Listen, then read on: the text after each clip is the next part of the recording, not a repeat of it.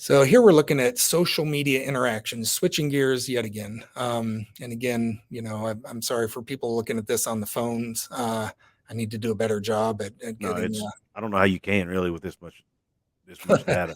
Yeah, and this is just the first page of this because this looks at I think 132, 133 all FBS schools ranked by their total football interactions. So this is looking at all the football team accounts on Instagram, Twitter, Facebook, and TikTok. Not every team has a TikTok, but there's a site called Skull Sparks, and they look at all these social media interactions, and they sort of scrape they I don't know if they buy the data or they get the data from other sources, but they do occasionally publish and these rank lists. And I'm stupid enough that I've found a way to screenshot things and have that converted into tables and then just run some Excel tabulations. And so I'm like, they're just presenting 1 year at a time, or maybe comparing 2 years, and I just sort of compiled it all. And also they've published like the NFL draft, how many interactions each team is getting, like the top 50 teams during each NFL draft for the last 3 years. So the first column there is how many interactions, and interactions are like an Instagram is a like or a share. I think you can share. I don't do much Instagram. On Twitter, it's a like or a retweet. On Facebook, it's a like or a share. On TikTok, it's just if you like that team's account. Gotcha. It's not how many views. It's not counting total views. It's just looking at total likes. And then, so that's sort of how they counted interactions. And again, that's for those 4 years, 2019, 2020, 2021, and 2022. So this does have the COVID year, but it is easier to interact with your team through social media. It's social distancing still. You can still support your team during the pandemic. So I went ahead and included that. But again, you see SEC. I mean, Ohio State's a big outlier. They really have dwarf everyone. Yeah, they really do. After that, though, it's mostly SEC and, Clemson's a an lot of. outlier. Notre Dame, obviously. Yep. Yeah, Notre Dame's real There's strong. Oregon again. Exactly. Yep. Oregon again, and a lot of these sort of match up with ratings, TV ratings. So there's a pretty solid correlation there. Not a perfect one, but it's just, do you have more fans? Are they more engaged? Are they watching you? Are they clicking on your tweets and liking your tweets and sharing, retweeting or liking your Facebook posts? And I just think it's instructive to look here. As a BYU fan, I love these numbers because, there's BYU is sort of like a sleeping giant, a big fan base that's very engaged. You look at the interactions per follower, and BYU is sort of smaller on the follower number there. Part of that is being an independent. I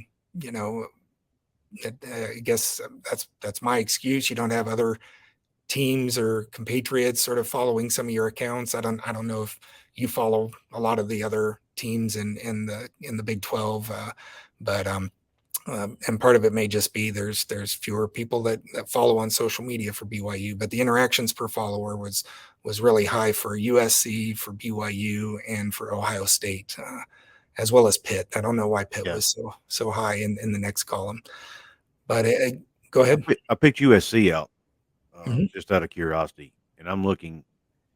They have less interactions on social media than West Virginia. Yep. By 3,000. No, I mean 3 million. Yep. And then the followers, baffling to me. And then you look at the amount of social media follow. Now they have a high interaction per follower, but they only have 300. That tells me that USC fans just don't care that much.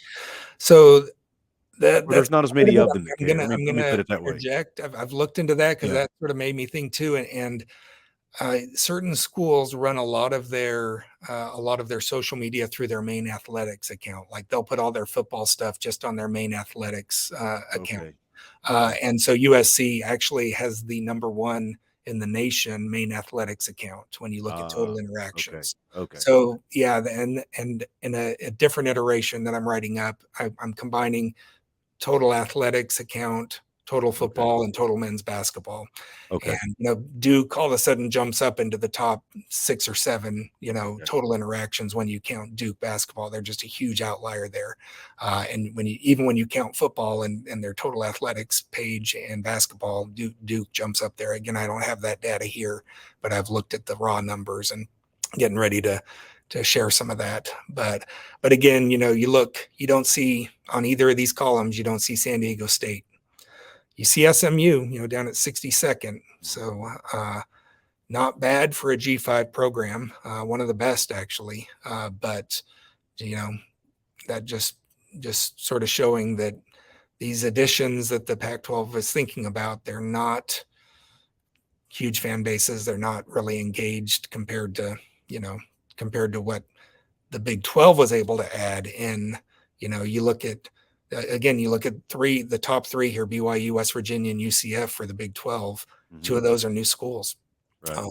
And Cincinnati was sort of middle of the pack, and Houston was really pulling up the rear there as far as social media engagement and interactions. But all the Big 12 teams made the top 67, but all of them. Look at Liberty. That's impressive. Yeah, they've got a big student enrollment. They're on the upswing. They had Malik Willis, was that his name?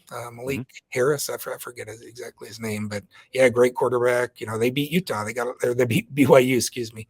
And that was a sad day as a BYU fan, but they got a lot of social media interaction there. You got sort of a mini religious war going on there, and you know what? They're definitely on the upswing. Liberty's on the upswing for sure. Appalachia State, look at them. They had college game day. They were beating P5 programs. So they got a lot of mileage out of that. So the Big 12 just needs to go out and add Liberty to get the Baptists, add SMU to get the Methodists, and add Georgetown or Villanova in basketball to get the Catholics, and we're good. Hey, let's take Notre Dame. They'd love to come, right? Well, yeah, I wasn't even going. That's almost like a pipe dream, so I'm not even going to go there. Oh, I know. Notre Dame's they're too good for us. Thing. If they join anywhere, it's definitely Big Ten. Yeah, they're too good for us. Yep. So, and then this is looking at sort of the bottom half of FBS. And again, Tulane sort of, I didn't color code all the conferences here just because it gets a little confusing, but just still highlight. Look at Wake Forest, the lowest. Well, it's actually not the lowest. You've got Stanford below them as P5. You've got Cal below them, down around 83rd. You've got Vanderbilt below them, and then you've got Northwestern below them. So again, these are sort of, they're the smarty schools, no question about it. They've got great academics, and that's part of why there's, were included originally, and part of why they are staying part of the P5. But boy, they just do not have engaged fans and a lot of social interaction happening there. But you have to there's baby brother down at 101, Marshall. Yep. Yeah, no more Randy Moss to boost those numbers. Exactly. Or Byron Leftwich. Yeah, they had some high times there. They did, and they still couldn't beat us. But but I digress. Nice. But look, UConn. I thought UConn would be higher. So yeah, football. This is just football. Well, this is just football, though. Yeah, this is just football. You're right. So, yeah, I bet they will be higher on the. Remember, they won the national championship during COVID. Yeah, didn't the New York Times award them the national championship for not playing any games during that? So there's one year where they had no games, so they sort of got to give them a little slack there. And I think they lost every game the year before that or the year after, or close to it. But they actually had a better year. And if again, I've compiled the numbers for everyone. When you count UConn basketball, men's basketball, they jump up into about the top 30. When you look at athletics, men's basketball, and football, when you include women's basketball, they're a huge outlier. You count that for the last 4 years, they're actually a top 20 program in total interactions. That's great. So, yeah. That's why I think, I'll be honest with you, I'd like to see the Big 12 get UConn. I think they would be a huge addition to the conference. Yeah, I'm not against it. They've got a solid athletic department all the way around. They're a stellar institution. Bring a new footprint and demographic, and that basketball between the combination of men's and women's basketball, you can't beat it. And Yormark loves some basketball, doesn't he? He does, and I think if and I know they would probably struggle in football, but I think if you Someone's give got to them, lose the games, right? they do, they do. I mean, they could replace Kansas Yeah. at the bottom, but no, in all seriousness, though, I think when UConn was in the Big East, in football, they actually won the conference Oh yeah. a year or two, and Yep. I think Yeah. if you give them the resources, they can compete more so than they are as an independent. I agree. Yeah, it's hard as an independent. It's hard. Now BYU sort of slogged through it, and Mhm. had some high times there, but it's not anything I want to relive as a fan. Um, and Right. maybe maybe we're just going to get beat up in the Big 12, and maybe we'll be pining for the great days of independence. But there's a lot of downsides to just having a different schedule every year and not Yeah. knowing your opponents and not building those sort of rivalries. Right. Yeah. The At the the very Mobile. bottom there on the bottom Mhm. right, people may have noticed Rice is the second to last school. Yeah. Any team in football, I've seen the Pac-12. I think it was Wellner or Canzano mentioned that those that Rice was under consideration to be added. They're a great academic institution. They're in Houston, but I'm like that just signaled to me that a lot of these decision makers, these presidents, they just don't follow sports. They don't, they're looking at who has the bigger endowments, who's got the higher ranks as institutions, academic institutions.